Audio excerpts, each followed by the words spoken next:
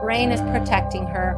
If her brain believes, I am not good enough to make friends, nobody wants to be my friend, the brain is very loyal to you. It will do whatever you believe.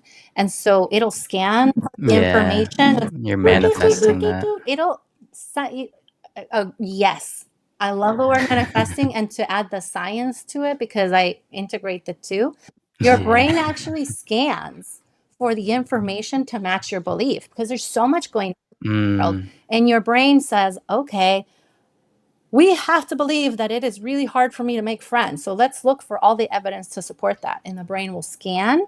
And even if, let's say, yeah. there's 5 people in front of you and somebody's waving at you and smiling, wanting to be your friend, you won't see it. You'll see the person that's not looking at you. And then you'll say, see, I knew it. I'm not good enough to make friends. It's Yeah, so that's like the uh the reticular activating system. I think I heard of that.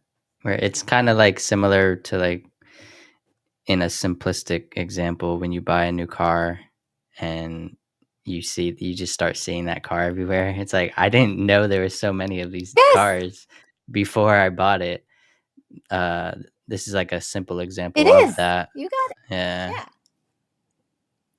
Yeah. It's pretty, it's wild, and at the same time it's so amazing, because when you realize that you are that powerful, that if you shift the way you think, your world changes.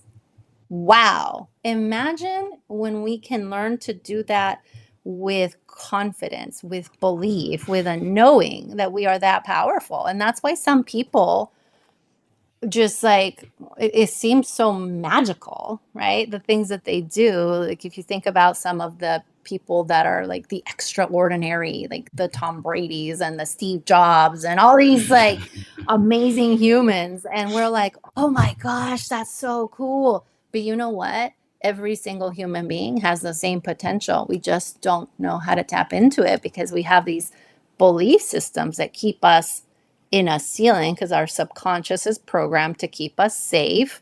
And anything outside of that is scary. And so it's learning how to Yeah. tap into that and learning how to break through those beliefs. And it starts with awareness. Yeah, I think a big part also that people don't realize is your physical health as well.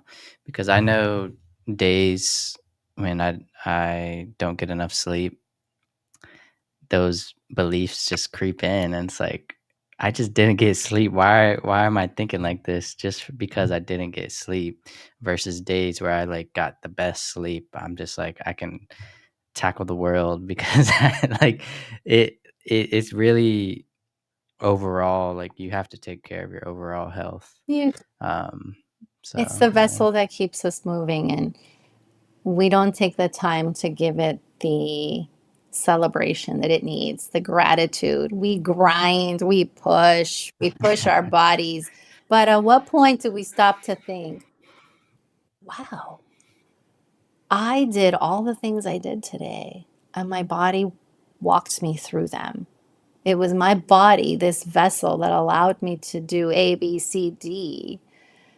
How many times do we take to celebrate and say, thank you for getting me through 10 hours of today? Instead, we Yeah. say, oh, I'm tired, or this, or I don't look the way I want to look, or we complain about our bodies all the time, and rarely do we celebrate the magic behind us, because the way they work and the things they do without us even knowing internally to keep us alive, it's incredible.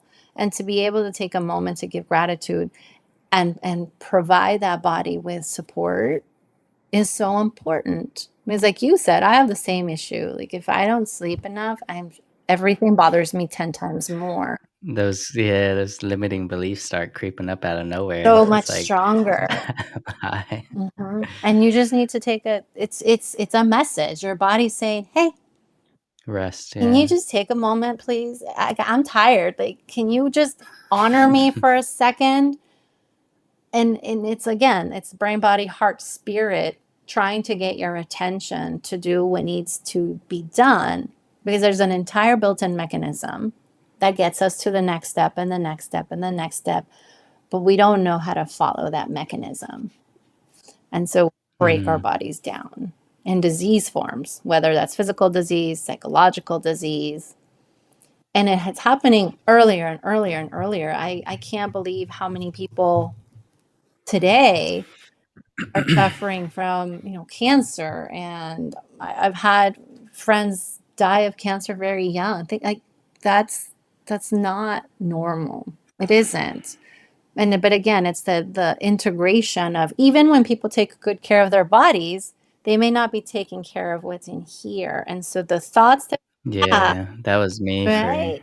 so They long, create yeah. disease because when we have a thought that is feels yucky, we'll say that feels uncomfortable, our body releases chemicals, and those chemicals can break down our body. And when we have thoughts that are pleasant, our body releases chemicals, and those chemicals help our body.